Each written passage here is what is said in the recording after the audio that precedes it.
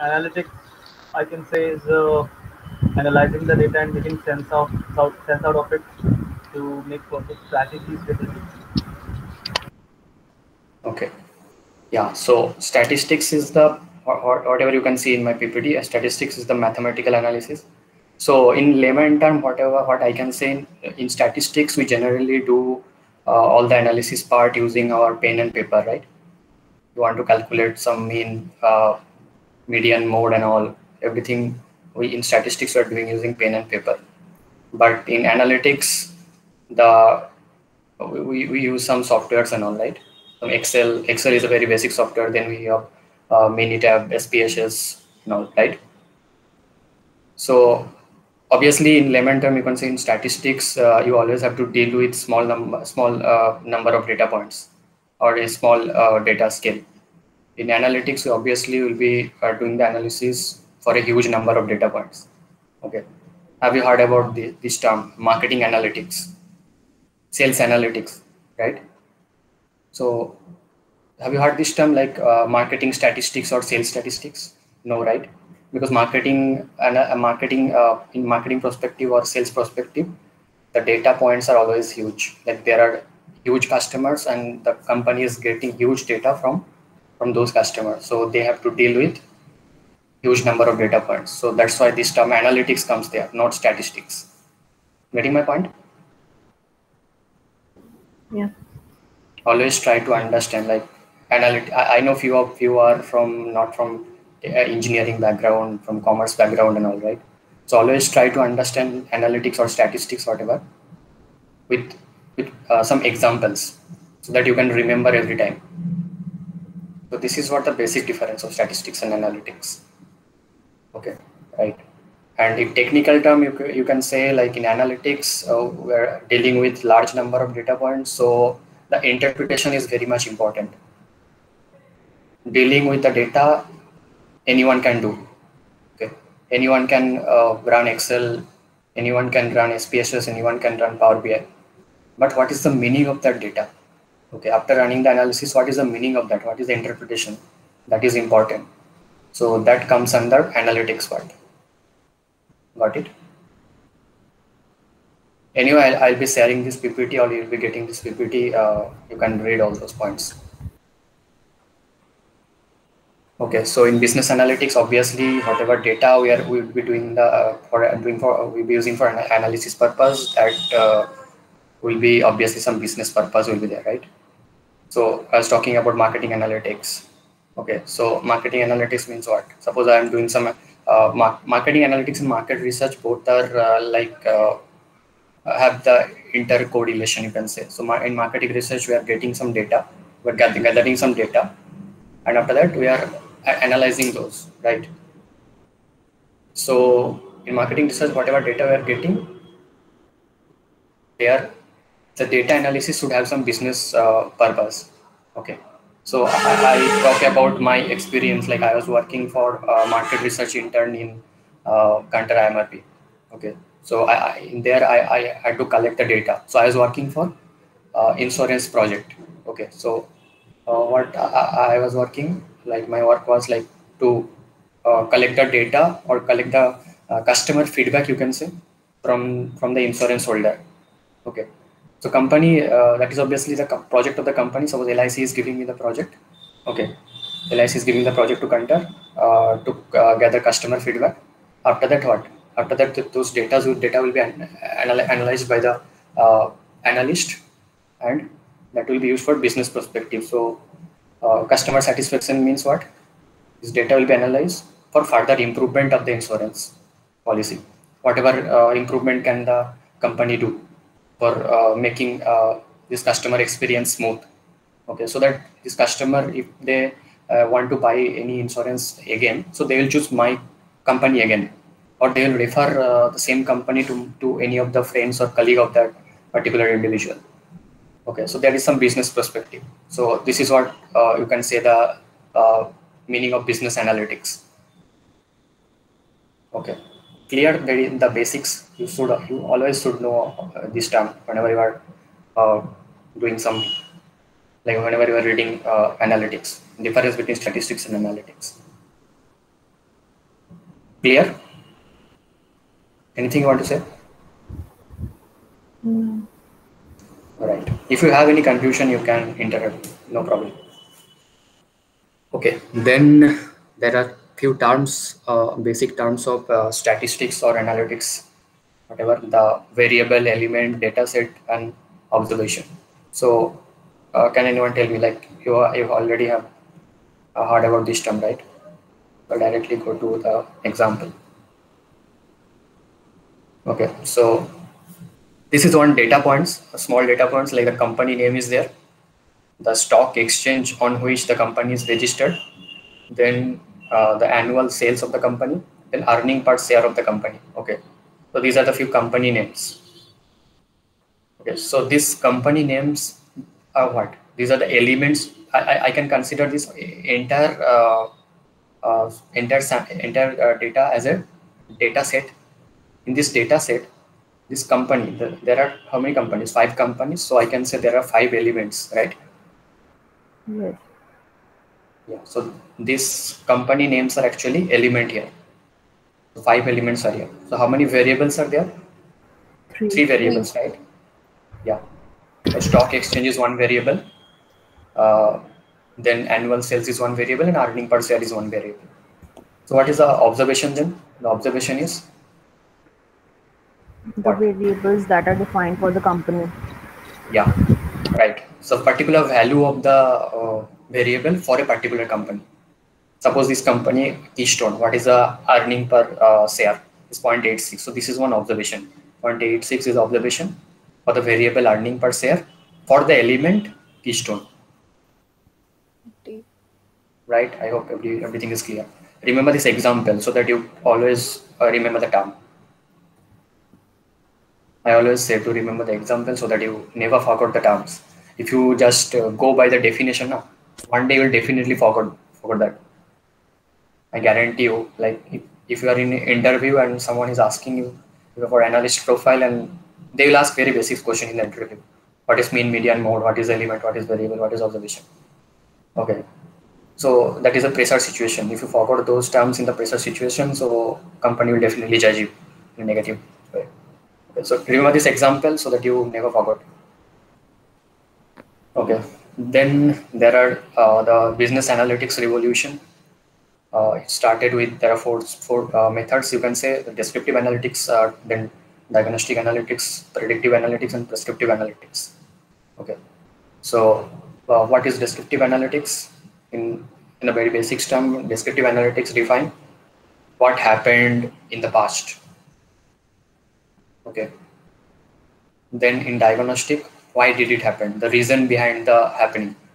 Okay, then predictive analytics, what will happen in the future. Okay, then prescriptive analytics, how can we make it analytics? So how can we use analytics to control the outcome, right? Can you So repeat diagnostic analysis, please? yeah, obviously. Diagnostic analysis is the reason behind the happening. Why did it happen? I'll come one example. Same example I'll be taking. I was talking about insurance, customer satisfaction. So everyone can relate that, right? Everyone is having some insurance, and customers' feedback is very important in insurance sector. Okay. So what I was talking about, I went to collect the feedback from a particular insurance holder. Okay. So whatever feedback he or she has given to me, that is the meaning of what happened in the past, right? What is his or her experience? Descriptive. Yeah, that is descriptive analytics, you can say. So basically, we look for how to diagnose that particular problem. Yeah. Okay, thank you. Right now in advanced analytics term, the data analysis, you have to go through all those 4 points. You have to cover all those 4 points whenever you are doing some analytics in a proper way. Okay, so in descriptive statistics, that is what I was talking about.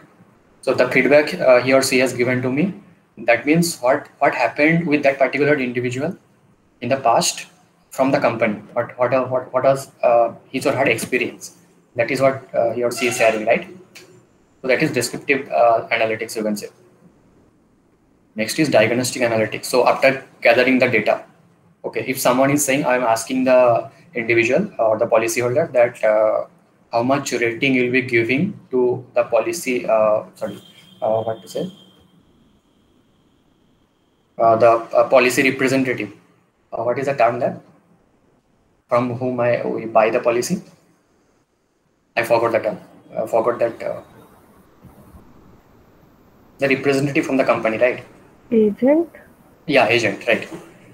So I'm asking that how much will you are using the policy. So you have brought the policy from the agent. So how much you'll be giving the rating to that particular agent on a scale of 1 to 10. Okay. Suppose that individual is giving the rating 4. Okay. So company, after collecting the data, company will obviously not ignore that.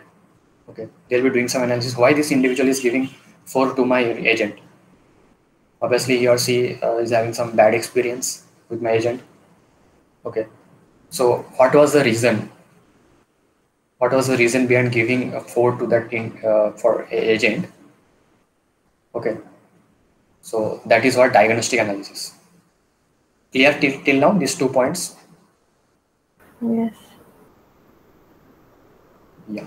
Next is the predictive analytics. What will happen? So after collecting the data, after I analyze the data, then I have to predict what will happen. So what will happen means what? In this particular case, the agent. Now I have to before like predictive analytics, we have to do some internal evaluation, right, with the agent. Okay, why I'll be suppose the company person will be talking with the agent, but why you are not behaving properly with your customer. Suppose the behavior is the main issue, is rude or arrogant with the customer. Okay. So company person or the company senior authority will give some suggestion to the individual or to the agent, so that these mistakes will not happen again. Okay. So I'm suppose the senior authority of the company. I'm calling my agent and I'm giving some suggestion to him. So after giving the suggestion, I can now he or she that the agent is actually committing me that I'll not be doing such kind of mistakes again. So now I can predict that what will happen. I can predict that, right? The prediction is, suppose last time you got 4 rating, so this time if you are not doing such kind of mistake, your rating will be improved, or suppose you will be getting 8 next time out of 10. That is predictive analytics. Correct. Then prescriptive analytics. How can we make it analytics? So every data, like whatever the data points we have, will be doing some analysis and will be prescribe something. The analytics team will prescribe something to the company. Like these are the fields you need some improvement. Okay, and this is the way you can improve. This is what the prescriptive analytics method. So in prescriptive analytics actually helps the company in a long run, doing the business in the long run. Some companies following the prescriptive analytics method, like going deep down to the data analysis part. I hope it's clear, right? Any doubt? Yeah. So this is what the typical framework of business analytics. You all know, I guess. So these are the steps, like idea generation, then doing some analysis, then making the decisions, then execution. The idea generation is what in my previous example, like my company is not performing well. Suppose HDFC is not performing well in the insurance sector. So we want to do market research to understand the purpose. Okay, so that is my idea. Okay, then analysis. In analysis, what will come? I'll be collecting the data from the from the policy holders, previous policy holders. Then we'll be doing some analysis. Okay, that is the analysis steps. Decision steps, what? After running the analysis or doing the analysis, then from those data, we'll be making some decisions, like what are the improvements we can do, or what are the area we can focus more so that customer experience will improve. Okay, then execution. So before you you made the decision, right? Now you have to execute it. Okay, so this is very simple, like execution part. Decision making is kind of you can say pen and paper, noting down some points in a pen and paper method, and execution is applying those points in the practical field. Got it? Yes. Yeah. Then you have some scale of measurement. I was talking about Pratakshit, please mute. Hand it out. Okay. Yeah. So I was talking about some scale, right? On a scale of 0 to 10. Okay. So this is the scale. There are different types of scale we are using for collecting the data. So there are mainly 4 types: nominal scale, ordinal scale, interval scale, and ratio scale. Okay, so what is nominal scale? Can anyone tell me an example?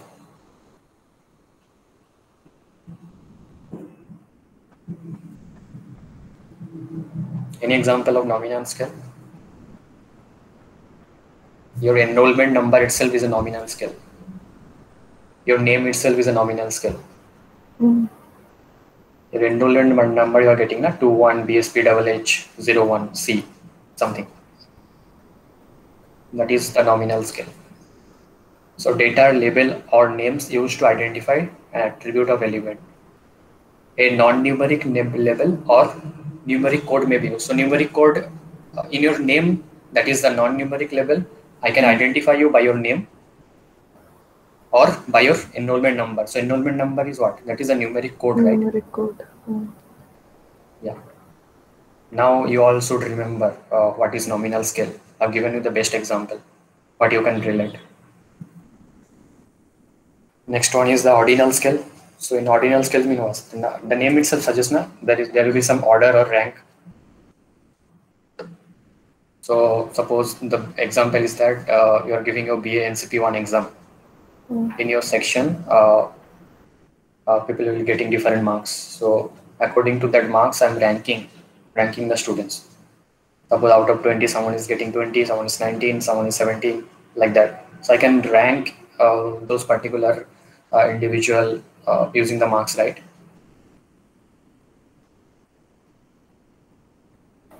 Right. That in simple term, you can say the roll number in your school. Okay, so roll number is your ordinal scale. Roll number, how did it happen? The roll number according to your marks, right? Whatever marks you are getting on your 5th standard, according to that, your roll number will be arranged in your 6th standard. Correct? Got it? What is ordinal scale? Yes. Yes. Any confusion till now? Any other point? Okay. No. I'm happy then. Next is interval scale. So what do you mean by interval scale? Feedback rating, something like that. Example can be your rate yourself, or like rate something on a scale of 1 to 10. No, rating will not be interval scale if you go into deep. Okay. They have the Rating. properties of ordinal as well as interval data. I mean, there will be some intervals. I mean, Yeah, that is what is written here. So the best example here it's given. Okay, SAT score of someone is 1985 and someone is 1880. So what is the difference between those 2 points? Okay, so in ordinal scale or means whatever you was talking about a rating now. Suppose I was asking in my previous example, asking some individual to rate the agent. Okay, someone is rating as 4 and someone is rating as 5. So is it really meaningful that the individual is 1 point behind? Can I express that term? like that. Yes. That will not sound good. You can obviously say, but that will not sound good. I have given 5. My friend is given 4. So can I say that agent is 1 point behind as per the rating of my friend?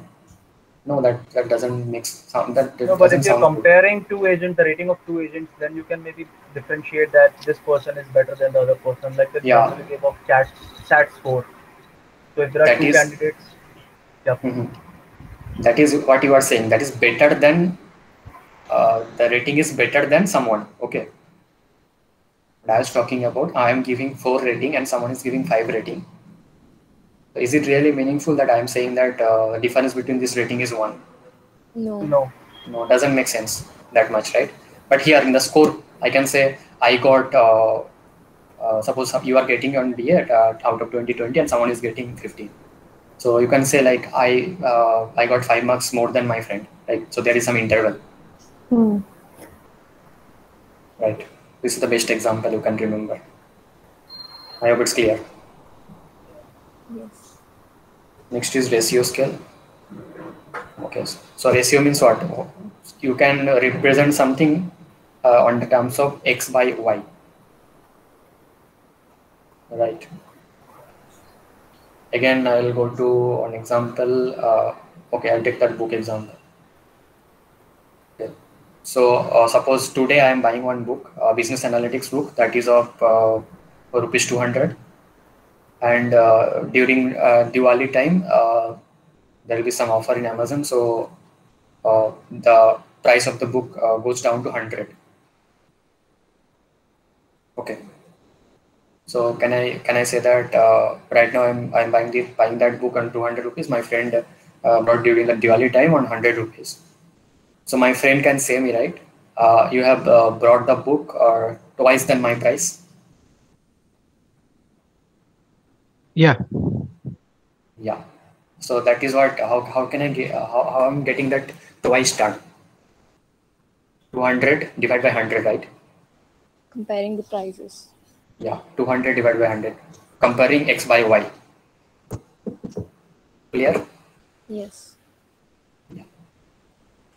So there are different types of data. You don't need you if you're taking a marketing in your marketing specialization in your second year, and if you are going for market research, you all will be learning all those terms like basic statistics again in detail. How many scales are there? What are the types of data? All those things. In market research, you need to study all those things in deep. Okay. So what is qualitative data? Sorry, first is quantitative. Yeah. What is quantitative data? All the numerical data.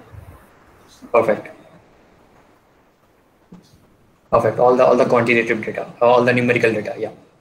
All the numerical data is the quantitative data. Simple. Like the example is that how much is the cost of the book?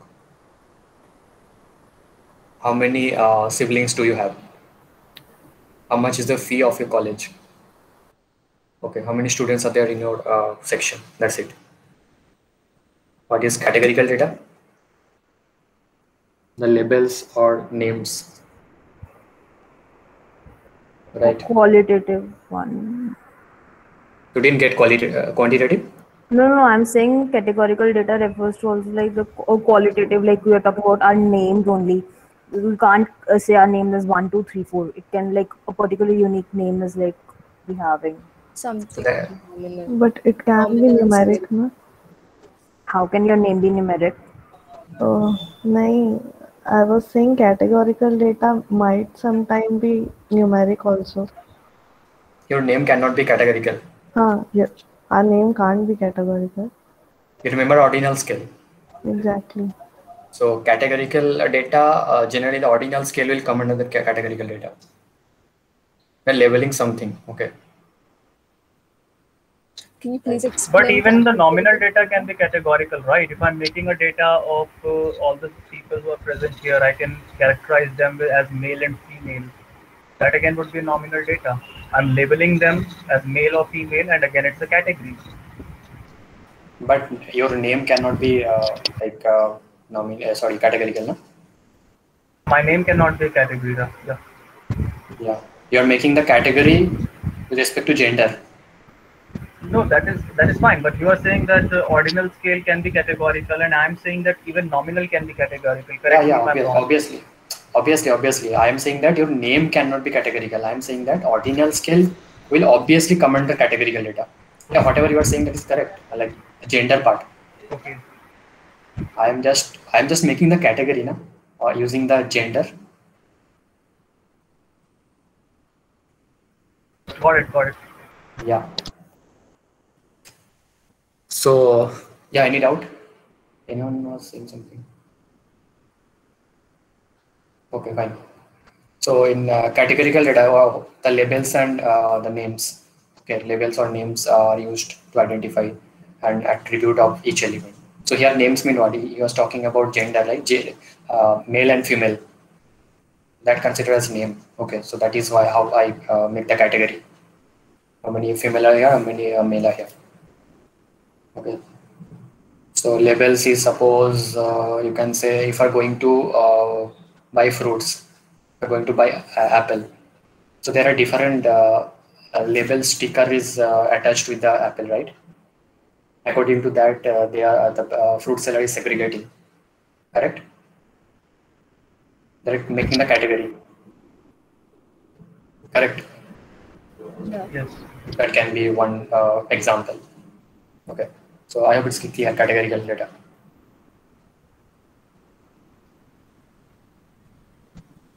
Okay, then qualitative data. What is the qualitative data? Telling about the quality. I mean, a certain feature, a specific feature. Let's say. Yeah. If I'm making a list of I'll give you a best example. Go ahead, complete. No, I was saying that if I'm making a list of people who are subscribed to a library, who are library members, so I can say who are the members and who are not. I can make a list as for that. So that would be qualitative data. Perfect. These are the members. These are not the members. Yeah. I'll give you the best example for qualitative data. I hope you all sometime or might be right now also using Zomato or Swiggy, correct? Yes. In Zomato or Swiggy, there is one option like you can give your feedback. Okay, feedback for a particular restaurant you are ordering from. Okay, so this feedback can be analyzed, right? Yes. Okay, there are one technical method which is known as text analytics. Using the text analytics method, company can analyze those feedbacks. Okay, but whatever you are writing, suppose you have ordered some biryani from a restaurant and you are not liking the spice or the quantity of the rice is not good. If you got small chicken piece, okay, so everything you write in a statement format. Okay, that is the qualitative data for that particular restaurant. So they will be doing some text analytics. So if you are going further in your in third semester, if you're taking some analytics subject, you'll be knowing that what is text analytics. But you have the basics idea, right? Clear? Qualitative data. Yes. Yeah. So cross-sectional data, anyone? I'll cover with a speed. Okay. It's taking too time. I'll cover all those things, right?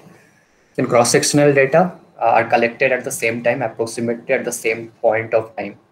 Okay, so the best example is that in suppose I'm taking Virat Kohli as an example. Okay, in 2018, how much Virat Kohli scores? How much was the score? How much was the score for Virat Kohli? Then in 2018, how much was the score for Rohit Sharma? In 2018, how much was the score for any other player? Okay, Rishabh Pant. Okay. So what is the meaning of that? I'm collecting the data of different individual, but at the same point of time, right? on the year 2018. So that is cross-sectional data, correct? Got it? Yes, Any yes. doubt? No. Yeah. Then time series data. What is the time series data? Time series data is collected over several time period.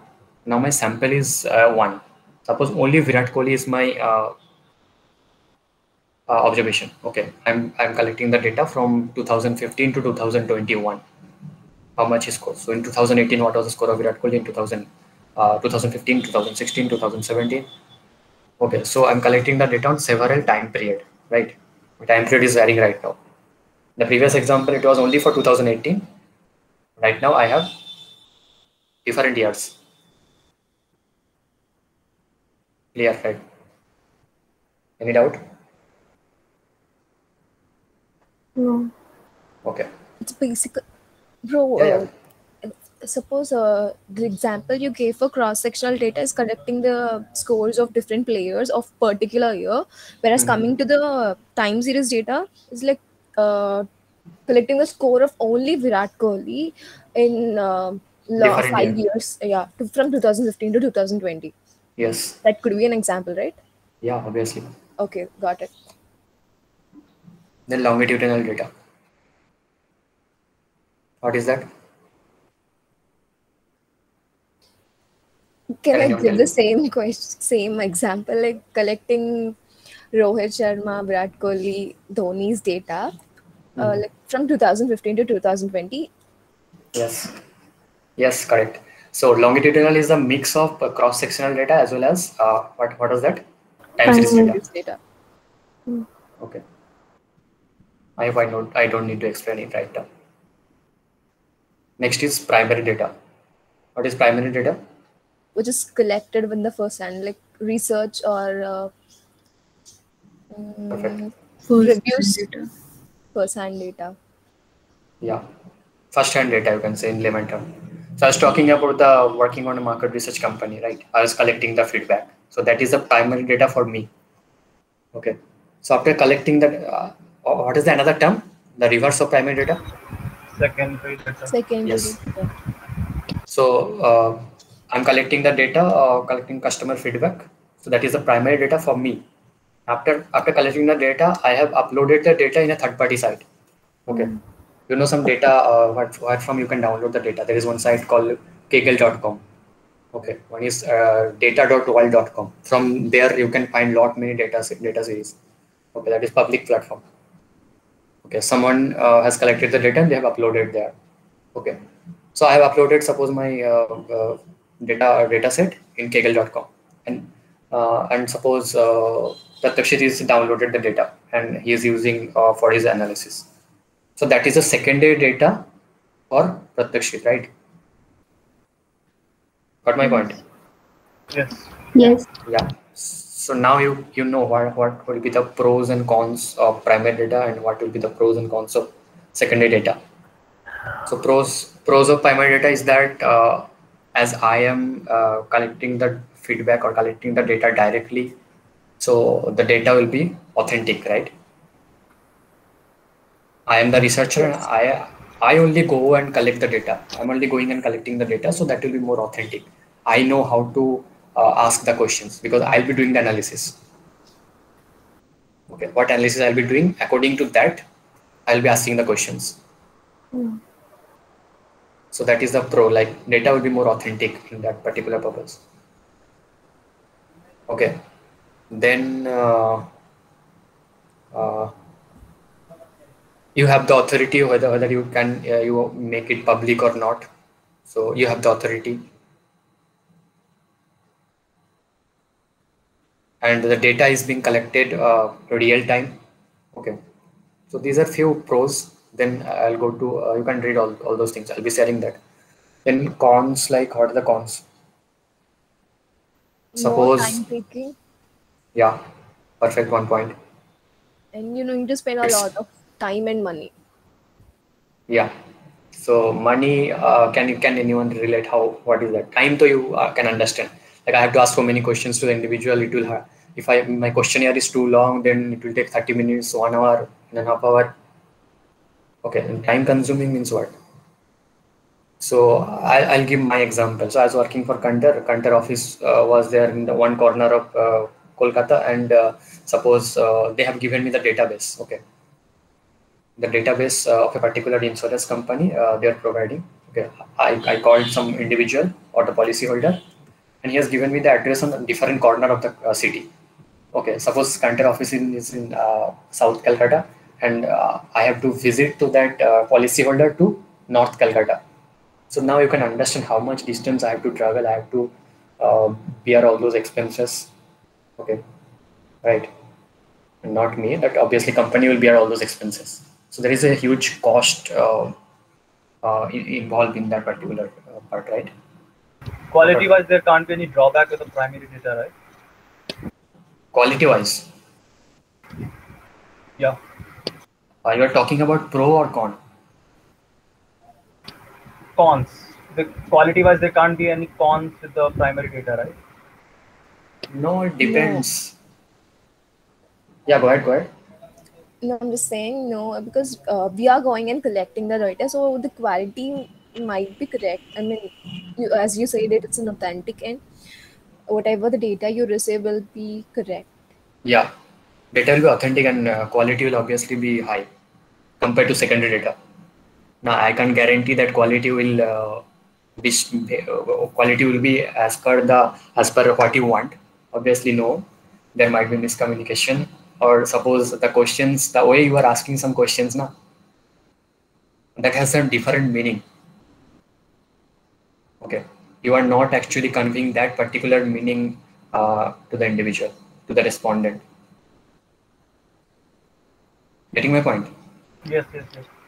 Yeah, so quality-wise, it totally depends on you, but obviously there will be some authenticity, or quality will be more than the secondary data.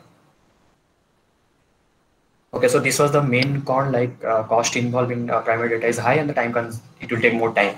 So I had to travel from North Calcutta to South Calcutta, so it will take huge time.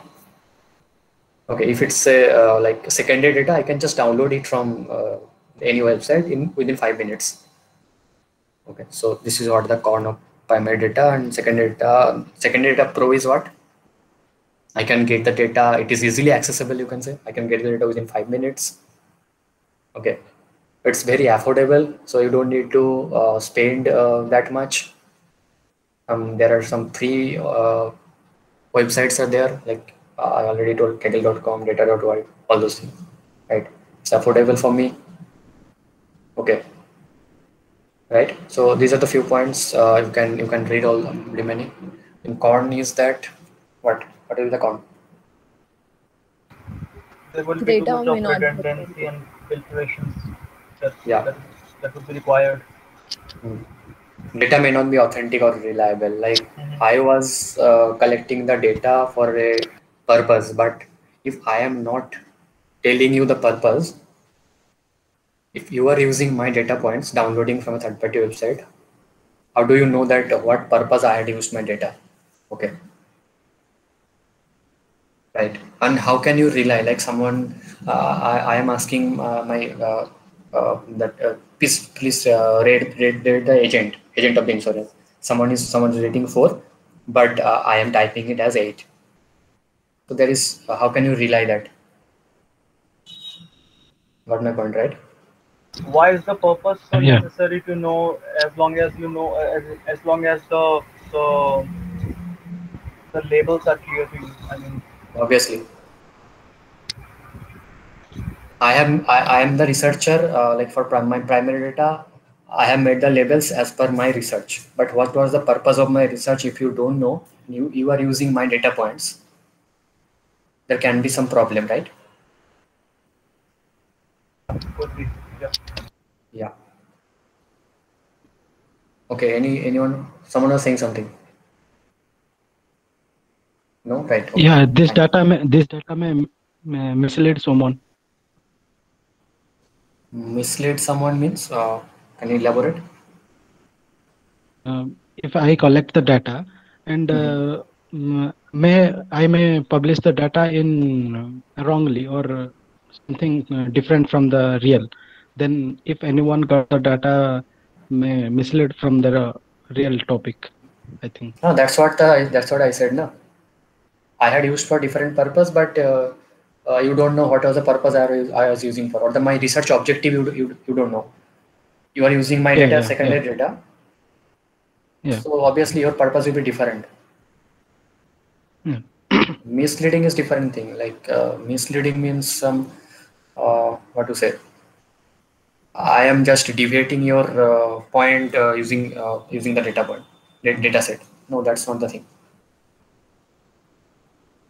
Okay. Yeah. I got it. Right. Yeah, the main point is highlighted here. No? Secondary data sources are sometimes outdated with no new data to replace the old one. Okay. Suppose I did some analysis of stock market. Okay. Stock market changes regularly, right? Okay, I did some analysis and I made some data points and I have uploaded that Excel sheet on 2018 and now in 2021 you are using that data set as secondary data. So that obviously will not make sense because it changes regularly. Clear, right? Population sample, I'll go quickly because I have so many slides to cover. Population sample, the best example, I'll go by example so that you can relate something. Population is that suppose I want to collect the data, collect the feedback of online classes. So in India, every colleges are right now going through online classes, right? So I want to take feedback from the students that how is the online classes going on. Okay, so my target population is what? The students of the entire country. Yes. Yeah, and the sample is that suppose I want to take feedback from ICFI Hyderabad, IBS Hyderabad. So out of that out of the students of the entire country, my sample is only ICFI Hyderabad students. Correct? That is what the sample and population. Remember all those examples. Then descriptive statistics. What is the descriptive statistics? So descriptive statistics are all those things, right? The graphical representation, some numerical forms, and so I'll go by quantitative data or categorical data. All will come under descriptive statistics. Yeah. So categorical data is that frequency distribution. You can say some category can be defined using the frequency distribution. Then relative frequency, percentile frequency, then bar chart, pie chart. Using all those, I can make some category. Okay. So Takshit was giving that example, like how many male and how many female are there in this particular meet. Okay. So out of how many are there? 25. Out of 25, 24 right now, 23 right now. So out of 23, okay. So I can make the percentage. How many male and how many female are there? I can make the bar chart. Sorry, pie chart. Pie chart always represent the percentage form, right? Come one by one. So frequency distribution, I'll go the example. Okay, so there are few ratings. Okay, ratings provided by 20 guests. Okay, suppose these guests are of a hotel and they are giving the rating of the particular hotel services. So first guest give the rating that below average, second guest is above average, then third guest is average, fourth guest is average. Like that, some rating we have collected of 20 guests. Okay. So right now, my next step is that I'll make the scale, rating scale.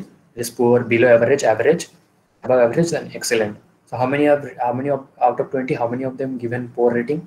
2. How many of them given below average rating? 3. Like that, I have made the scales, right? So this is what the frequency distribution. Frequency means what? The count, right? How frequently something has come in the data. Sorry? I mean, how frequently something has come in the data, so we are counting that. Yeah, perfect. Okay, then relative frequency. So frequency of the class divided by n. How do we do that? Relative frequency. How do you do that? So this is 2, right? The frequency is 2. The relative frequency will be 2 by 20. Okay. Relative frequency for below average is 3/20. Something like percentage of poor in total. Yes. Okay. Okay, then it will come percent frequency. So percent frequency is what? Serious? How many? How much was that? 2 divided by 20. How much is coming? 0.1, right? 0.1 is the relative frequency, and percent frequency is 0.1 into 100. That is the percent frequency. So relative frequency will be calculated in the total out of 1, and percent frequency will calculate total out of 100. It's very simple. Next is bar chart. Bar chart is a graphical representative of qualitative data. You can say why qualitative data? Why not quantitative data?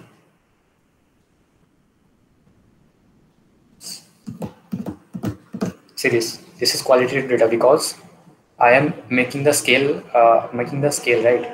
Poor is one categorical scale. Poor, below average, average, above average, excellent. All are categorical scale. I'm making the count out of that.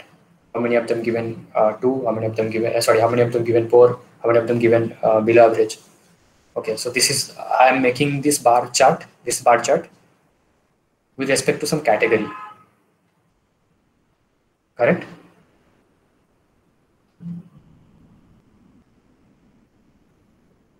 Am I audible? Yes, you are. Yeah. Yes. So this is not the bar chart. Next is pie chart. Pie chart I have already told, like the percentage from the example I've given already, male, female in this meeting. Okay. So this is what, like a percentage of the previous example, out of 100, 5% has given excellent rating, 10% has given poor rating, 15%, and 25, 45. So you always need to remember whenever you are drawing the pie chart, how many categories you are having. All those categories should be the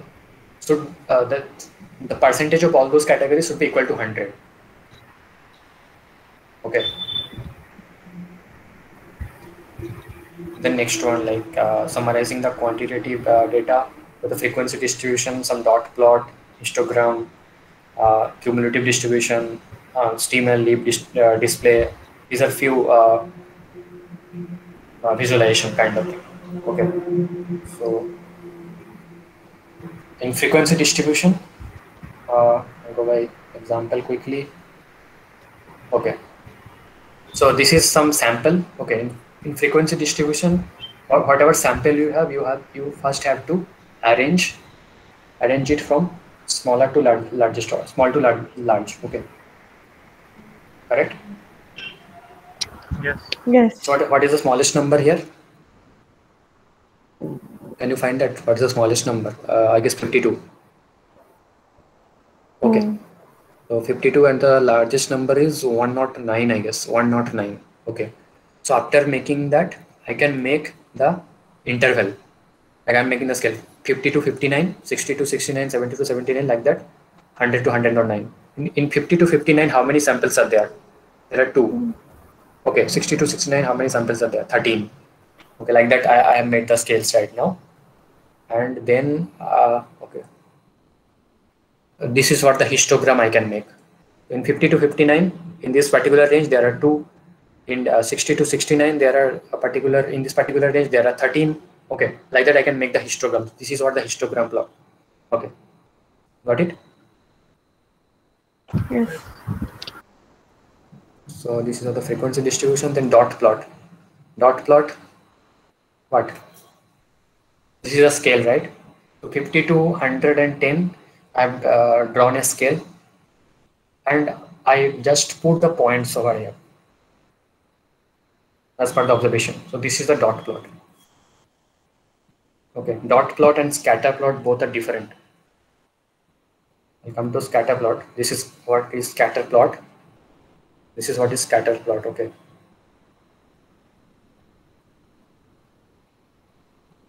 Can you define, like, can you differentiate both these two terms, dot plot and scatter plot?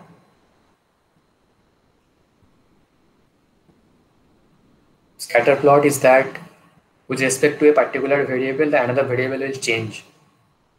Here you can see with respect to X variable, Y variable are changing, right? Yes. So this is what the scatter plot means. Okay. So there are 3 types of scatter plot. This is one In the type. dot plot, there was only one variable, right? Yeah. In scatter plot, there is 3 types. This is one type. This is one type, and this is another type. Okay. Now go back to the first dot scatter plot. You can see this line is going off, right? The observation is going up. Means what? When X is increasing, Y is also increasing, right? So this is having the positive relationship. You can see here it's written positive relationship. In the next one, when X is increasing, Y is actually decreasing. So this is negative relationship. In no apparent relationship means what? When X is increasing, Y is actually constant. Y is not changing. So that is why it's a straight line or the parallel line with respect to X. Okay, you can say there is no relation. Both variables are not dependent on each other. Yeah. Why? I mean, was there no other way to choose any other kind of representation? I mean, why we chose that particular graph? No, we'll not be using that. That's a simple thing. Like when X is increasing but Y is not increasing, so that's there is no relation between the 2 variables. Okay. If one variable is increasing or decreasing and another variable also increasing or decreasing, that means this variable are have some relation. Okay. But if one variable is increasing but another variable is constant, then what is the meaning of using that particular variable? There is no use. Okay. Next is this side-by-side bar chart. When do you use? Comparing two elements. Yeah. Suppose this is the first one. On the year of 2018, what was the sales of Samsung phone and what was the sales for Apple phone, iPhone? Okay. In 2019, the next one. In 2020, 2021. Okay. So this for this reason will be this kind of example will be using side-by-side bar chart. Okay. Then is stacked bar chart. What is that stacked bar chart? Suppose one company. Okay. One company. Forget about this example. This frequency. Forget about that. One company. Tata. Okay. Tata is having Tata Tea and Tata Salt. Okay. So I want to check the revenue. Total revenue for a year 2018. This light shaded area. Example. Take the example of Tata Salt. Okay. Some revenue for Tata Salt in 2018 and some revenue for Tata Tea. Okay. So for Tata Group, what was the total revenue? Now I can represent using this stacked bar chart, right? Total revenue from this particular 2 product. Got my example? Yes. Yeah. Yes. So data dashboard, like this is the dashboard. You can say different graphs can be used in a single sheet or single screen. If you are using Power BI. Power BI session is done, or you are here to go to that topic? Anyone? Power BI, have you heard about that? Yes, we heard of that, but it's not. This Not yet topic done. wasn't taken in class. Okay, fine. No issues. So in Power BI or in Tableau, you can make these data dashboards easily. These are the visualization tool or the business intelligence tool, you can say. Making the data intelligent, right? It was taught in ISM instead. Power BI. We were going through the definitions of certain tools, so CRM, ERP, and business intelligence part was also there. Okay, fine. So these are the 2 main types of data: categorical data and quantitative data. Okay, so for which purpose we'll be using which distribution or which graphical representation, it is written here. You can go through that slide. Okay, next is the measure of location, mean, median, mode, denoted mean, geographic mean, percentile, and quartile. What is mean? Mean is I'll cover those topic quickly. Mean is a simple average of the data points, right?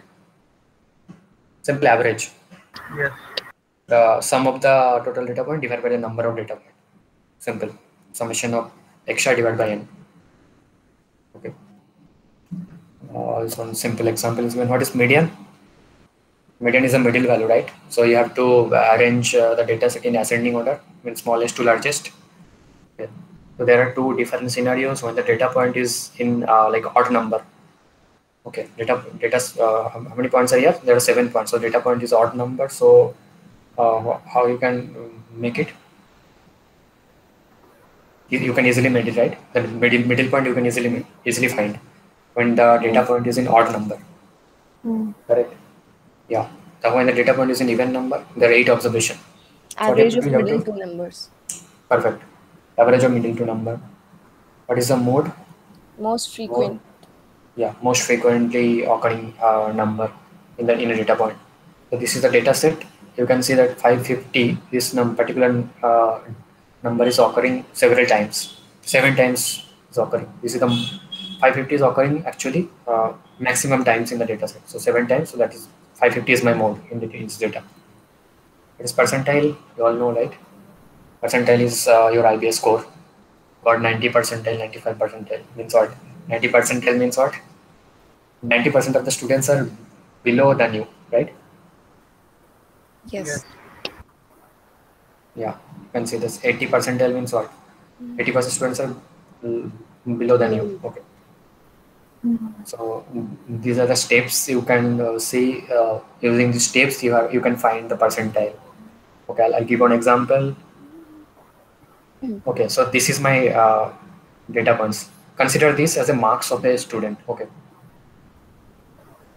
Okay, now I want to find the 90th percentile of this course. Okay. What's the 90th percentile? So how many data points are here? 20 test scores are here. 90th percentile, how can I find?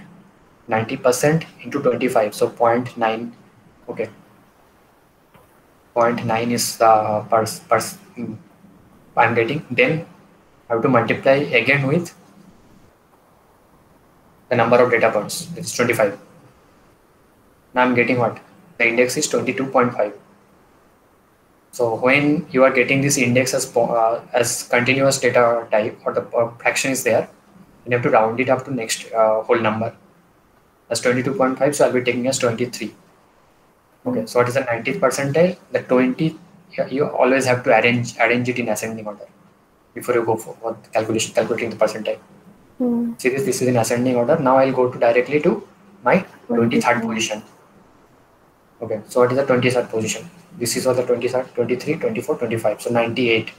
So my 90th percentile is 98. Got it? I didn't get it. 90 percentile is 98. I mean, Check the Yeah. data. So I want to calculate 90th percentile. So the formula is that 0.9 into how many data points you have.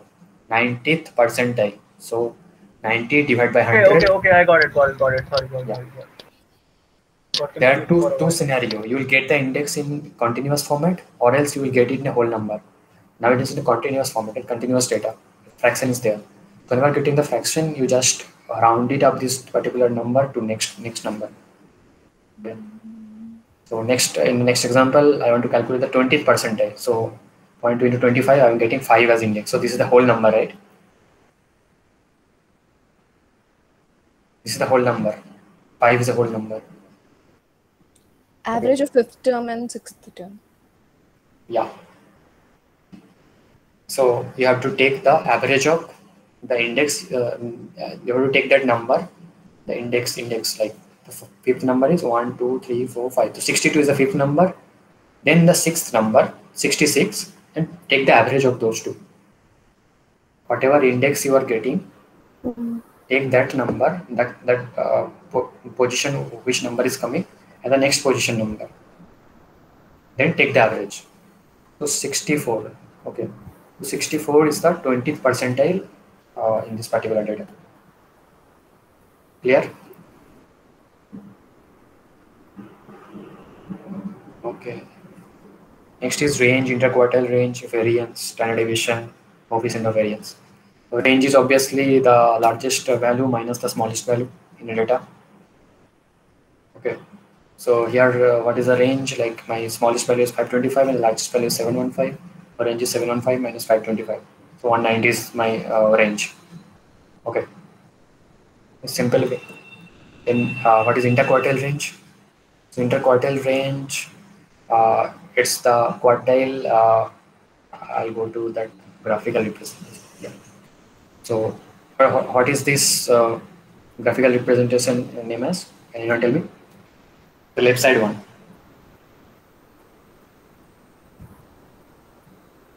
Don't know. Box plot. Have you heard about this? Hmm. Come again? Then box plot. Box plot. I've never heard this. You don't like this? No, I never heard this. Okay. So this is the box plot. Using this box plot, you can identify the interquartile range easily. So this is what the minimum range of your data, and this is what the maximum range of your data. Okay. See this now, this normal distribution or the bell-shaped curve. So this is what my smallest value or the minimum value, and this is what the largest value. Okay.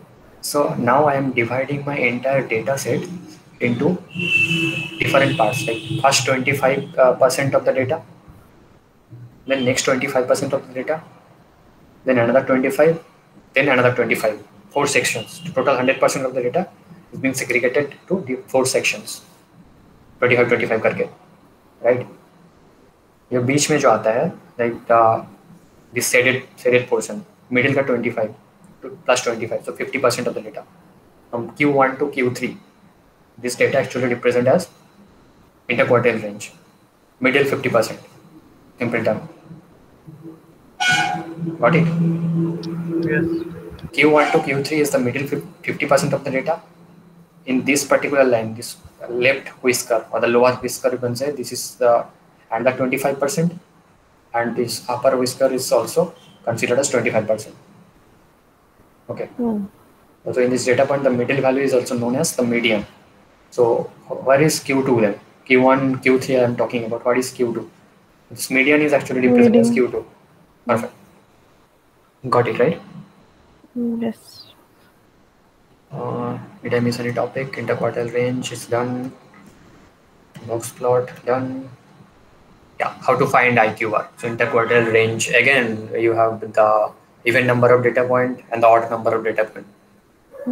Okay, so in even number of data point, how can you find that? You have to first find the median. So even number of data points, how do you find the median? The average of middle value? Middle two terms. Yeah. So right now, this is my median. Keep that box plot diagram in your mind. Okay, this left side diagram in your mind. Okay. So this is what the middle line or the red line or what was there in the box plot. So from this red line, there will be 50% of the data left side, and there will be another 50% of the data. Okay. Now you have to check. This is the 25% of the data, 25% of the data, 25, 25. So this my interquartile range is 77 minus 64 is 13. Clear? Yes, nice. Now for odd number of data, simply the median is the middle value, 72. Okay. Now it's kind of difficult. Okay. So there are 4 data points. How can you find? You have to find the middle value, right? Middle value here. Then you have to find the interquartile range. The way we are finding the median for even number of data point, now we'll be finding this point using the same method. So 64 plus 64 divided by 2. So 64 is my Q1. Okay. Then my Q3 is that 77 plus 81 divided by 2. So 79. So now my interquartile range is 79 minus 64 is 15. Okay. These small questions you'll be getting in your MCQ because I guess you have MCQ exam in your HCP1. Okay. Okay, this kind of problem will be given to you, and they will ask you to find the IQR. Next is variance. Hope it's clear, right? Mm-hmm. The variance is the measure of variability, or you in layman term you can say simply it's measure the variability of the data points. Okay, how do you calculate variance? How do you calculate variance? First, you have to calculate mean, right? Mean of the data point. Mm. Okay, so for sample, you have to calculate the data point minus the mean of the data point square, and you have to take the summation of that and divide by n minus 1. Remember that n minus 1 is for sample, and when it's for population, then we'll be taking as the entire population. Yeah. Next is standard deviation. Standard deviation is simply what?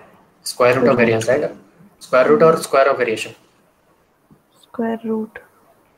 Okay. Square root of variation, yeah, right. Okay, now something typical technical term, skewness and kurtosis. Skewness, you can see there are 3 types of skewness. Skewness is negative, skewness is positive, and it's neutral, or skewness is 0. So this is normal distribution curve, you know. Bell-shaped curve is the normal distribution curve. Yeah. Whenever you are doing some data analysis, you're collecting the data, always try to make your data normal. Then your analysis will be good. Okay. Try to make your data as what? Normal. Normal. I'll tell you how to make it normal, or how to make it standardized. Okay. If data is not normal initially, then you have to make the data standardized so that you can get better result. You can obviously go with your raw data, no worries, but if you make the data standardized, then the result will be good. Okay. So this is the perfect kind of data, middle one. Whenever the data, you draw the normal distribution curve, or this Bell-shaped curve, using your software from a huge data set. Whenever the data is lying on your right hand side,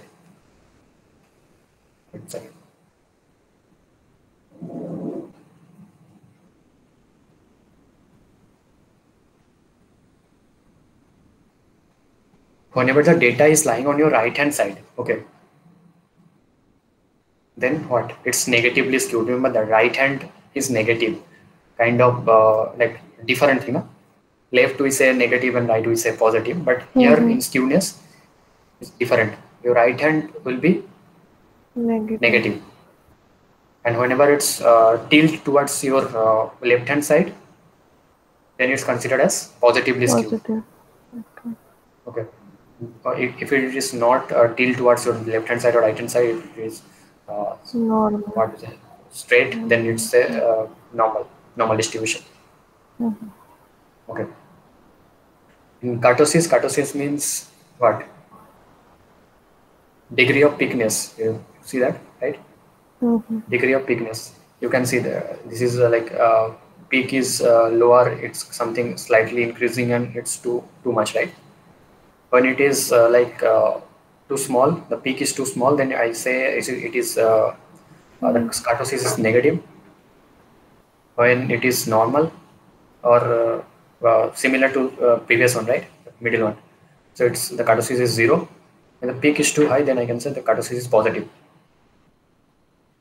Okay.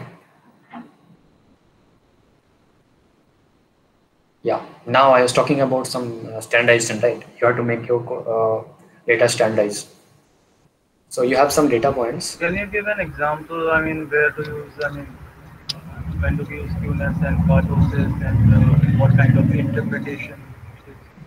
Either of them are. Interpretation is simple now. You have some data, and you have drawn skewness. You have drawn the skewness curve, or the normal distribution curve. Normal distribution curve you have drawn from your data point, and you are seeing that your data is still towards your right hand side. Then it's negatively skewed. If it is still towards your left hand side, then it is positively skewed. You should not proceed with the data. If the data is still towards any of the other side, you should not proceed with the data. You have to make it standardized means you have to make this data standardized or normal. Then only you can proceed the data to get better And how result. to make it normal? Okay, if it is if kurtosis is also there, the negative kurtosis or positive kurtosis, then also you should have to make the data normal. I'll tell you how to make the data normal. This is what the Z-score. This is the way you can make your data normal or standardized. Okay, Z-score is that x minus x bar, xi minus x bar divided by standard deviation, right? Okay. So you have to find how many observations. One second. Let me check whether I have. So this is suppose your data point. So you find your mean value of the data. Okay. So my mean value is no. This is the standardized value. I had the previous example. The example is continuing actually in this particular slide. Yeah, this one. Okay. So I'll find the mean of the particular data. Suppose let's take the mean is 550. Okay. So for every data point, I'll be checking 525 minus my mean is 550 divided by the standard deviation, whatever I'll be getting. For every point, I'll be doing that. Okay. So that will be my ZI. ZI for every data point. Correct? Now this ZI, I will be considering as my XI for my further analysis. Getting my point? Initially, my data, suppose my data was not normal. XI was my data. My data was not normal. So I don't want to proceed with that data. So I want to make it normal. So I'll go calculate my Z-score. So this is ZI. Now this ZI I'll consider equivalent to my XI right now. I hope it's clear. It's very simple. I have not complicated it, right? Clear? Yes. Yeah. So this is what Z-score is. This is the example you are given how you can calculate the Z-score.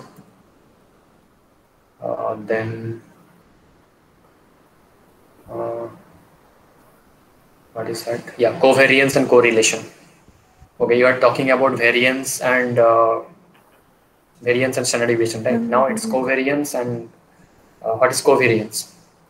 So in variance only, singleton variance, we are dealing with only one variable, correct?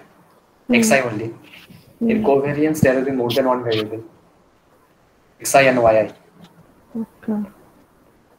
See this. This is how we calculate a covariance. Covariance for sample we represented as, you already know, na? Sample we represent as S and population we represent as sigma. This is known as sigma, right? Yeah, this xy, this is for sample. So sample we xi minus x bar into yi minus y bar. This new variable is including right now. Okay. Initially, what was that? For variance, one variable xi minus x bar divided by n minus 1. Xi minus x bar whole square. Whole square was there, right? Yeah. Now I am multiplying these two terms, so obviously the unit will be squared, right? It will be the upper term, the numerator term is in squared format. I'm sorry, I totally missed this covariance. I'm really sorry. I was talking about covariance. Okay. Covariance, what is the difference between variance and covariance I was talking about? So in variance term, we are dealing with only one variable. In covariance, we are dealing with two variables, xi and yi. Right?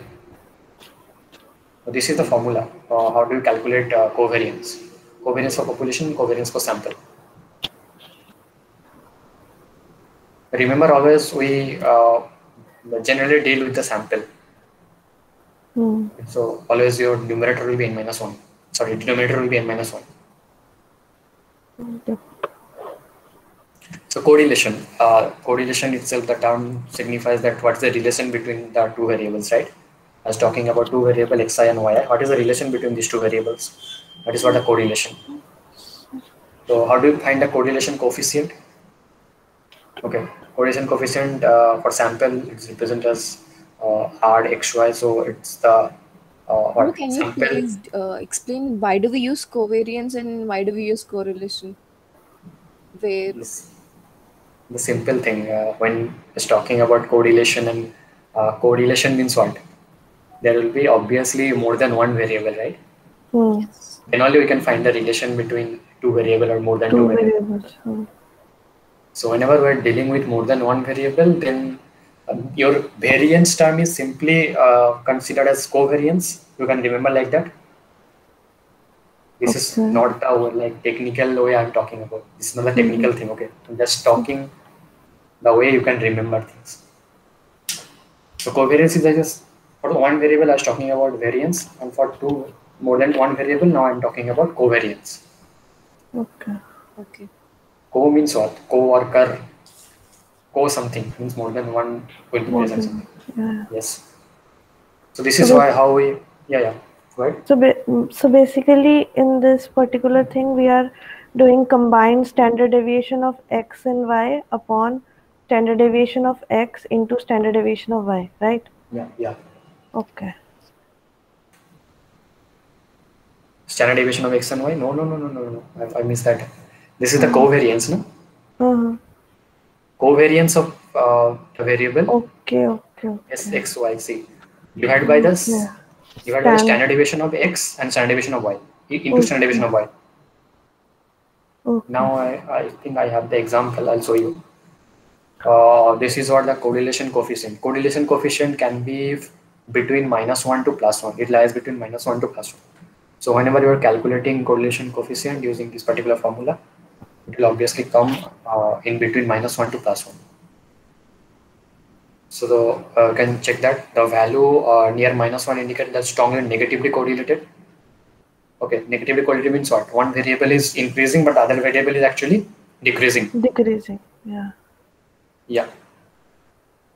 And positively correlated means what? One variable is increasing, so another variable is also increasing. Yeah. Same direction. Yeah. Yeah. Suppose what is that? I am going to Himalaya. Okay. So my height is increasing, but what the temperature is actually decreasing. Decreasing. What I can see here, the height and this temperature actually having negative correlation. Okay. And a positive correlation is what? One is increasing and another one is decreasing. Both are increasing. Positive correlation. Okay, so suppose I can say my age is increasing and my immunity power is also that is for negative correlation. Immunity power will decrease. No? Age will increase. Can you think one example?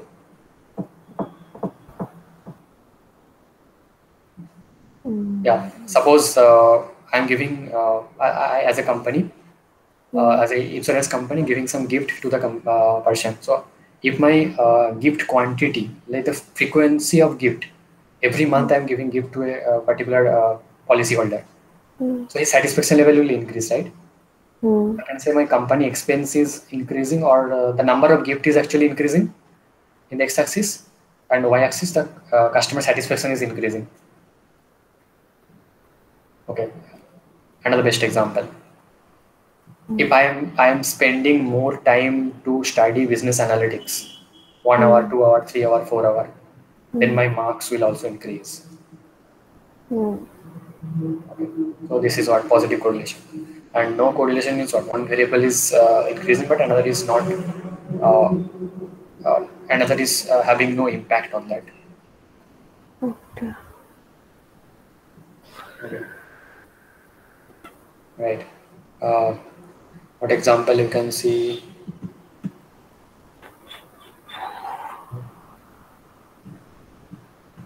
Any example you can think? I do prefer instant example. Yeah, if I'm suppose charging my cell phone.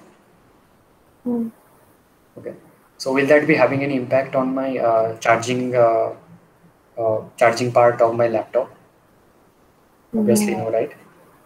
These two things are different. Okay, I can't compare. So that is what the zero correlation. My charging of cell phone is not actually correlated with the charging of my laptop. Yes. This is one example. This is how we calculate. This is how we calculate. So the two variables x and y. What was that? Okay, average driving distance and average 18 whole score. Okay, think about the simple example. Simple like calculation, but think think about the calculation part only. See, x is one variable and y is one variable. Okay. Now I have to calculate the variance and all those things. The variance, correlation, covariance and correlation. Two variables, so there will be covariance and correlation. So xi minus x bar, I find the average is 267 for this xi, and x bar, and y bar is 70. 70, yeah. Okay, so 277.6 minus 267. This will come. Okay, then 259.5 minus 267 point something. So this will come. Actually, this has been shifted. This is this xi minus x bar. Okay, right. Xi minus x bar. Similarly, yi minus y bar. Then what? Then what? Square. No, not square. Xi minus x bar into yi minus y bar. No? You have to multiply both these terms. Oh yeah, exactly. We are not finding get the standard numerator. deviation. Yeah. You get the numerator, then you will divide n minus 1. N minus 1. Okay, because it's sample, na? N minus 1. So 6 minus 1. So you will get the correlation covariance, and then you will find the correlation coefficient. For correlation coefficient, you separately have to find the standard deviation of the variable x and standard deviation for the variable y. So this is one best example you can find in the PPT. I'll share that. So what is probability? Probability is the likelihood of happening one event, happening of something. Okay. Probability lies between what 0 to 1, right? Hang on a second. I mean, in our NCP one, and out of the previous questions that you showed us just now, so what type of numericals can we expect? Because it's going to be an MCQ. So they will ask you this question. Yeah. They can ask you this question, and they will ask for 2 marks or 3 marks. But I mean, even with the limited amount of time that we can invest on each and every question, they can ask us this bit of calculation. Yes. Okay. They'll just increase the marks of that particular MCQ. Suppose if it's a small sample, then they'll ask for 2 marks, and if it's a big sample or large sample, then you can they will ask for 5 marks. Okay. Yeah. When I'll talk at the end because it's recording right now. So so come to that probability part. I have a few more slides. Okay, so probability is the likelihood of happening one event. Okay, so probability would be lies between 0 to 1. 0 to 1 means what? Probability 0 means the happening of the event is 0, means there will be no chance of happening the event, and probability of 1 means it's a high chance of happening the event. Okay. Yeah. Then there is some example. You should know the statistics term. What is the union of two events? Union of two events means event A and event B happening together, right? This is a Venn diagram, no? Yeah. Then intersection is event A is happening, event B is happening, and what is that? The common part actually. Common part. Yeah. Then discrete probability distribution. So in discrete probability distribution, you might be heard about this probability distribution, binomial probability distribution, right? Binomial and Poisson. These two are there in your syllabus. Yes. NCP1. So random variable is a numerical description of outcome of an experiment. Okay, something happens and we are noting it, or the outcome is in numerical format. So that's a random variable. So there will be chance discrete random variable, continuous random variable. So discrete means the whole number, continuous means the fraction part will be there. You right now you should know what is discrete number and what is continuous number. Yeah. Okay. So in this discrete probability distribution, you will find this binomial and Poisson distribution. Okay. Yeah. And there are two another distribution is there, that is normal distribution and exponential distribution. Exponential, yeah. These two will come under what? Continuous probability distribution. Okay. So can you please repeat it again? I missed it. So binomial distribution and Poisson distribution, this will come under discrete probability distribution. Okay. And what was that? Exponential and normal distribution. This will come under continuous probability distribution. Okay. Continuous, yeah. So discrete probability distribution is that Exponential and which was the other one? Normal. Normal distribution. I was talking about the Bell curve and all, right? Normal standard. Yeah. So this probability function is denoted as fx. So the required condition for discrete probability function, you remember this one definitely they will ask you in the MCQ. What is the condition for discrete probability function? Required condition for discrete probability function. There are two conditions. Both the conditions should be satisfied. Your fx is the probability function should be greater or equal to 0. Okay, and your summation fx. Okay, all the fx term of the sample should be equal to 1. Remember this one. Definitely they'll ask you in MCQ.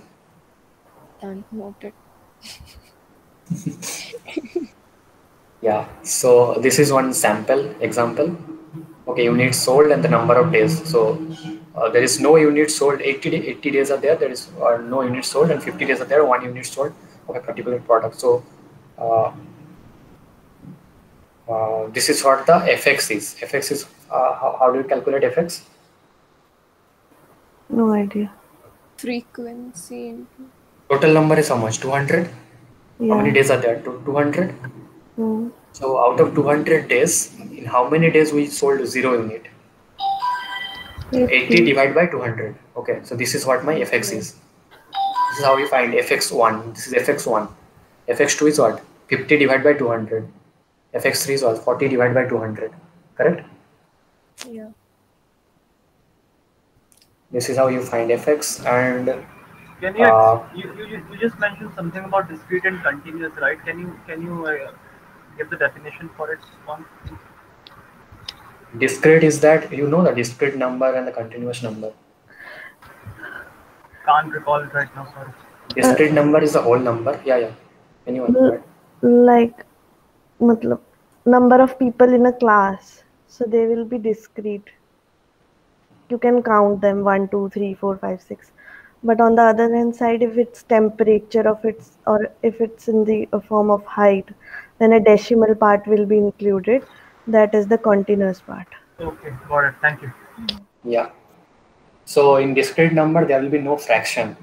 Can it be like how many students? What examples you was giving? 2.5 students. No, this is not possible, right? Yeah. So this is what discrete probability distribution you will find. You have to find fx. Okay.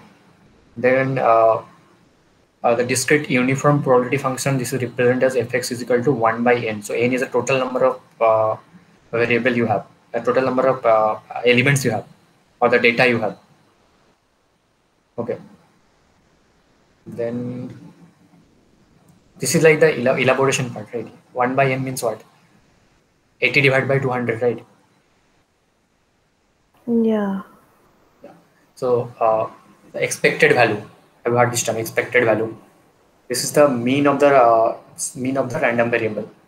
Okay, this is denoted as E of x. Formula for expected return, right? In FM. Yeah, don't ask me FM. Yeah, I already told you I'm from marketing and operations background. I forgot all those things. Yeah, so this expected, yeah, in FM1 you'll be using this same thing, I guess. Same, yeah. So in EX, like the expected value is denoted as mu also. It's calculated as summation of x into fx. How do you calculate that? I guess in next slide. Probability function into the observation and summation of total. Yes. So this was my x, right? 0, 1, 2, 3, 4. Total units sold, and my fx I have already calculated. X into fx is 0 into 0.4. 1 into 0.25. This is x into fx. So my expected E of x is summation of all those things. So I'll be getting the total of those things. This is 1.2. Okay. So the expected number or expected value, right? And this is how you find a variance. I'll go back to the previous slide. Variance is a summarization of variability in the value of random variable. Okay, this is how you find sigma square. So x minus mu whole square. So here mu is the expected value, right? X minus the expected value whole square into fx. Again, go back to example. So this is your x minus mu. X is this. Expected value was something 1.2, right? So 0 minus 1.2 is minus 1.2. Like that, you have to calculate for all. Then x minus mu whole square you find. Then you have already had the fx calculation. Now you just Then you simply multiply multiply it. this. Yes. Okay. Always follow this tabulation format so that you don't do any mistakes while calculating. Okay. Next is binomial probability distribution. So in binomial probability distribution, how do we define the binomial probability distribution? Always try to remember this 4 distribution is very important, and these questions are frequently asked in the interview. Okay. Whenever you are going for some analyst profile or some data analytics kind of profile, we'll ask you these basic questions. What is mean? What is median? What is mode? What do you mean by binomial probability distribution? What do you mean by Poisson distribution? I was being asked these questions in one interview. So what do you mean by Poisson distribution? Yeah. So if you remember the examples, you can recall this easily. Binomial probability distribution, the best example is what? Tossing of a coin. So in binomial probability distribution, always there will be 2 outcomes. One will be Okay. one will be success, one will be failure. So I toss one coin, and my desired outcome should be suppose tail. So if I get tail out after tossing a coin, that will be success. If I get head, that will be my failure, right? Yes. So this is what. So the probability of happening this event is what? 0.5, right? Probability of getting success is 0.5, and probability of getting failure is 0.5 also. Yeah. Okay. So probability of getting success is denoted as P, and probability of getting failure is denoted as 1 minus P. So this is what binomial probability function. Can you recall the formula, or is it familiar to you, the formula?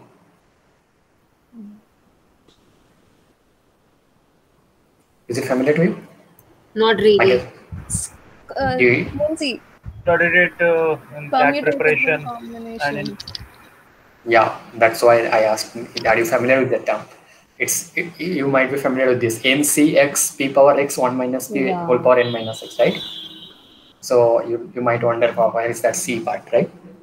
So this one, n factorial divided by x factorial into n minus x factorial.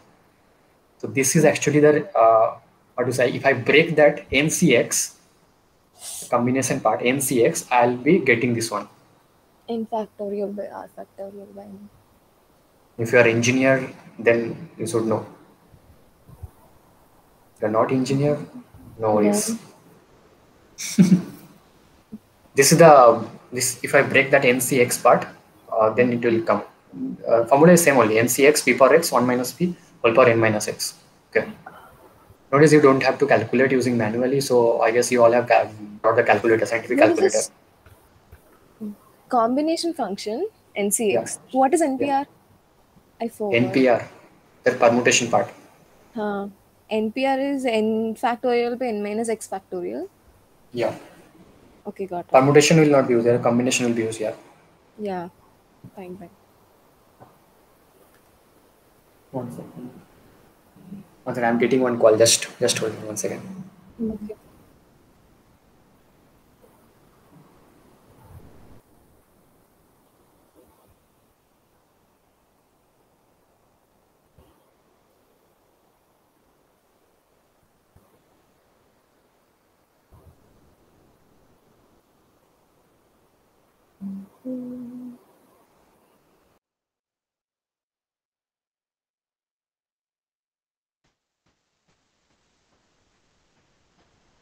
Yeah. So you don't need to remember the formula actually. Means you have to obviously remember the formula, but whatever calculations you'll be doing using your calculator only. I hope you all have brought your calculator, right? Scientific calculator. Scientific calculator. No. Yeah. So this scientific calculator, I'll show you the calculator. Can you see it? Yeah. This one you should have. If you are using that, if you are from commerce background, BCom, don't use that calculator. And if you have brought the calculator, you are from commerce background, you have brought the calculator, but you are still not using. Because I have that experience. Like few of my friends are from commerce background, they have brought the calculator, but they said, you are not familiar with the calculator, so they keep on using that calculator, previous calculator. But don't do that. If you have brought it, you start using it. Okay. So this is what the binomial probability distribution. So n is the n is what? Number. Total number of sample, right? Number of trials. X is the number of times I'm getting the success. Okay, suppose I am tossing a coin for 10 times and I'm getting 5 times success, or whatever the desired outcome I want, I'm getting 5 times. So 10 n is equal to 10 here, and x is equal to 5 here, right? And p is what? Probability of success is 0.5, obviously, for tossing a coin, and probability of failure is 1 minus 0.5. So I can calculate it, right? Yes. Yeah. So this is one example. It's given here. You can go through it. Next is the expected value. For binomial distribution, the expected value is n into p. So n is the total number of trials into probability of success. For variance, it is np into 1 minus p. So the expected value and the probability of non-happening. This is the standard deviation is simply the square root of the variance. They will ask you like simple, this kind of simple example they will give you. They'll ask you to calculate. They will ask you to calculate what is the probability function, what is the expected value, what is the variance, and what is the standard deviation. So from one example only, or from one questions only, they can drag it to 4 different MCQ, right? From one question only, they can. So just the straight data will be given, or there will be I mean, the question will be in the form Question of will be a given. case. Questions will be given. Simple question is like that. Okay. Okay. Bro, can you show that slide formulas of expected value variance? Bro, do they mention that Yeah. it is binomial distribution? No, obviously no. You have to find that. Okay. If the p-value is Now- 0.5, can we say that it is a binomial probability distribution? You have to find what is the thumb rule I said for binomial probability distribution. There will be 2 outcomes. 2 outcomes: succession, failure. Okay. Okay. So you have to Formula? find that. Reading the Can you repeat it No, I once more? didn't I note down the didn't get standard deviation formula. I'll tell you. 1 second. If you want to write, you can write. The thumb rule for binomial distribution is that there will be 2 outcomes. One is success and another one is failure. So whenever you are getting the questions, try to find out. Your first aim will be you have to find out what type of distribution it is. So right now you're studying this binomial and Poisson for NCP 1. Okay. But in semester exam, you will have the 4 types of distribution for in your exam, right? No, we do have exponential and nominal for NCP1, I guess. No. I'll cover the nodes. I have that in the PPT. Okay. Okay, so try to remember the thumb rule. If you want to write, you can write. For binomial distribution, the thumb rule is that you have two events. There will be 2 outcomes. One is success and failure, and one is failure. Okay, this is thumb rule. I marked it as highlighted in red. So you get it. No worries. PPT. Okay, this is one example. You can go through it. A formula also it's given here. You can. Okay, we got it. Any confusion? The formula, so no confusion here. Yeah. Next is Poisson distribution. So what is Poisson Can distribution? you show that question once more? I have 20 more slides. Okay, then please go ahead. It's simple only.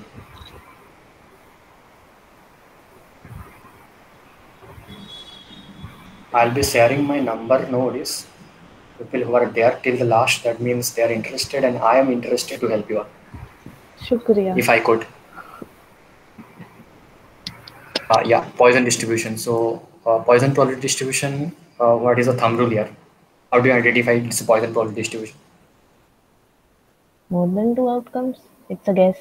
मुझे नहीं No, obviously no. So see this one, like the number of occurrence over a specific interval of time or a space. Okay, number of occurrence. Suppose I am saying, I guess here the example is given. Yeah, see this example. Patients arrive at an emergency room of a hospital at average rate of 6 per hour. So in 1 hour, how many patients are coming? 6, right? So this is the definition of Poisson distribution. Poisson.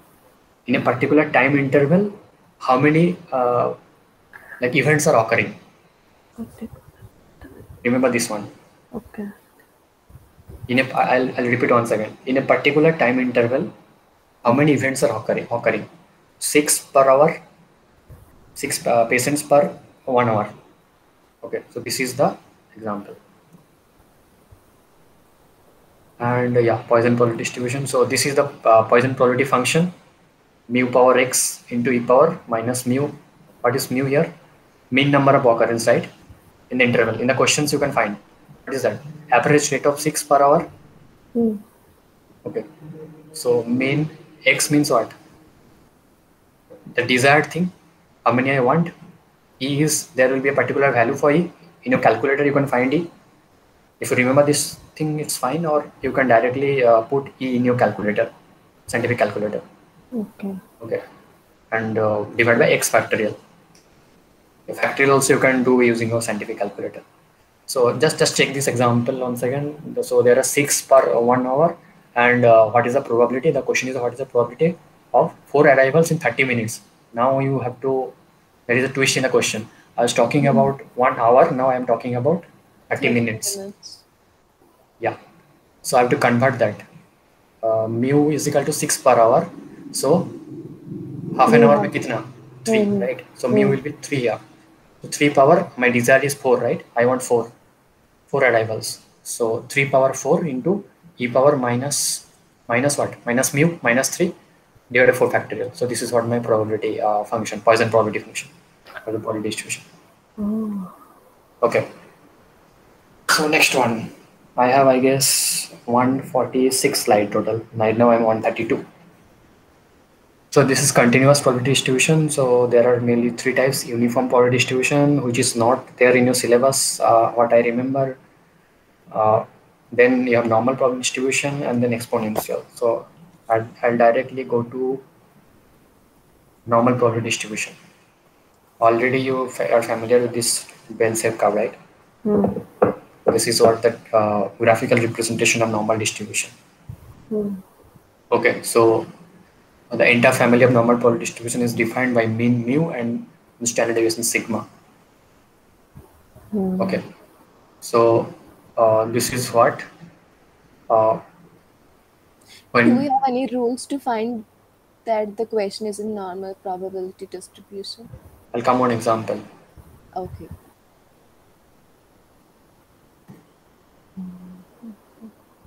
Yeah. So here, like you can see this is the mean line, right? I go to previous. This one is the mean line for the mu. Okay. So here for the first graph, the mean is what? Minus 10. So mean can be negative, 0, or can be positive. Okay. So second graph, the mean is 0, and the third graph, the mean is 25. Okay. So this is the standard deviation. When the graph is the kurtosis is low, High peak. yeah, the kurtosis is high, then standard deviation will be small. Standard deviation means what? What is standard deviation? A variance, right? Square root of variance. Yeah, kind of it defines the variation part. The variation is low, that's why it's coming Average into of deviations. yeah, obviously deviation of the variance. That's what I say. The peak is high means what? The data is coming into one close point, right? The variation is very low. That's why the peak is high. So if variation is low, then standard deviation will obviously be low. If the curve is more flat, then what? The variation is high, right? Okay. That's why the standard deviation is will also be high. Got it. Yeah. So there is one term which is standard normal distribution. In standard normal distribution, what? The mu will be 0, mean will be 0, and standard deviation will be 1. Remember this one. This one is also can be asked. Yeah. Should I wait? Yeah, this one is like standard normal distribution. Mu is 0 and sigma is 1. Z-score. What's Z-score? No, when mu is 0 and sigma is 1, then we can say this is standard normal distribution. Okay. This one, remember that they might ask you what is the condition for standard normal distribution in MCQ. Okay, so you might be heard about Six Sigma, right? The operations term. No. No, you are in MBA right now. Okay, right, no issues. So this is mu, like plus 1 sigma to minus 1 sigma. The percentage of variance is 68.26. Okay. Okay. When the data set is in plus minus 2 sigma, okay, then the variance is 95.44%. Remember this one. This one might be asked. What will be the percentage of variance when the data lies between plus minus 2 sigma? So you have to remember this one, 95.44. 95. They'll give 4 options and you have to choose one. Oh. Bro, one doubt. You said the distribution is skewed. To bring it into standard normal deviation, we use z equal to x minus mu by standard deviation, right? For that particular distribution, if we change that into standard normal distribution, do we get the mean 0 and standard deviation 1 Yeah.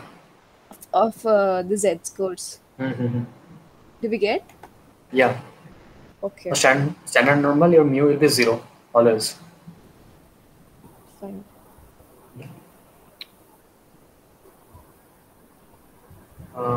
I've already covered that. Yeah, this is how we calculate first z score on standard normal distribution x minus mu by sigma. Okay, that is one example. Okay, see that example. Read this one.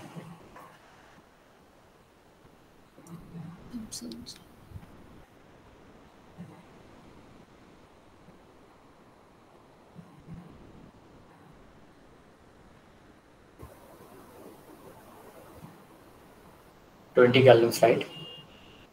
So, and what I want for question is incomplete, I guess.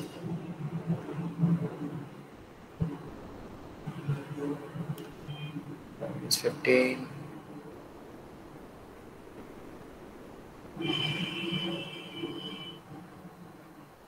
Okay. So initially the order for 20 gallons, right? Yeah. Now I want for 15. Okay, what will be my z score? X minus mu. The average is 15, right? Okay, the average will be the amount we order. Average is 15. So I want 20. 20 minus 15 divided by the standard deviation. So I guess the question is incomplete here, or it's been continued from somewhere. I guess it's been continued from somewhere. Because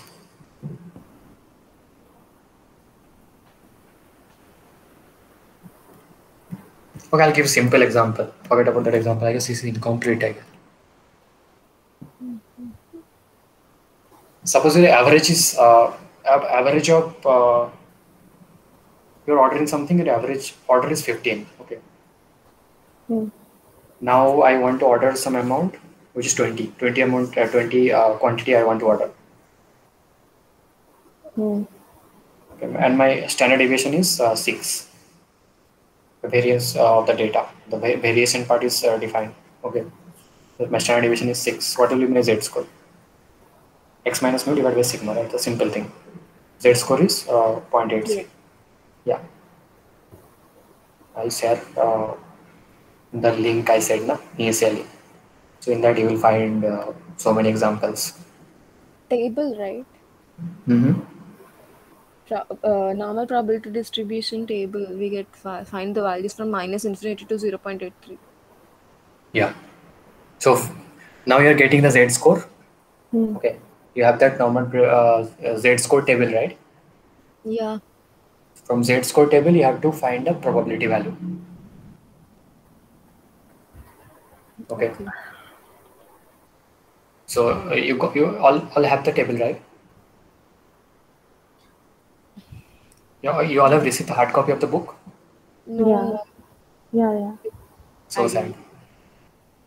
Oh, you received. Then you will also be receiving.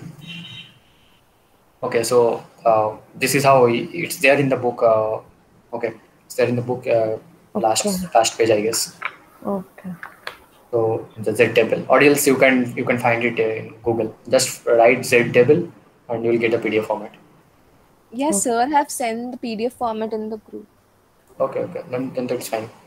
So you have got the Z score, then now you have to find the probability value. No? So for the particular Z score, you have to go to the Z table and you have to find the probability value. So this is the probability value, 0.7967 from the table itself. Okay. Okay. Then, yeah, do you want me to explain how to find the probability value from the Z table? Yeah. You don't have that table, no? If you have that table, you can.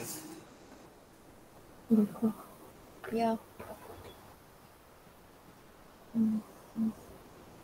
Now my aim is that, suppose, what is the probability? I'm giving you two conditions. What is the probability that I'll be ordering more than 20 quantities? Okay, so my Z will be greater or equal to. So I'm getting my Z score as 0.83. Okay, so what will be my probability? I'll order more than 20. So which area I have to cover? This deep shaded area, right? The dark shaded area. So the Z table, whatever the area, whatever the value you'll be finding, that value will always be in your left hand side. Okay, 0.796 actually represents the light shaded area, but I want this one, the dark shaded area, and I know my entire probability is what? 1, right? The happening of a particular event is always 1. So I'll just subtract the value 1 minus the light shaded area. If total is 1, then if I subtract the value from 1, I'll be obviously getting the dark shaded area. Okay. Now my next question is that what is the probability that I'll be ordering less than 20 quantity? Less than means what? The 0.7. light shaded area, table value, whatever you are getting the table value, that is actually your answer. You don't need to subtract anything. Yeah. Got it. I hope you will remember that. Less than. Okay. Yeah, that's it. Exponential, I have not taken. I guess it was not there in your syllabus last year. That's why I have removed that. But this year we have exponential and Poisson. It is there. Yeah. Okay, then Pratush will cover, I guess. Dhanusha, is it going to be in NCP 1? No. Yeah. Wait. Let me. Sir have explained all the 4 distributions. No, he may have explained, but what did he say about the syllabus for NCP? Because there are 2 of you who are very much divided. I think your NCP would end at Poison, from what I understand. So everything after that, right? It is purely extra.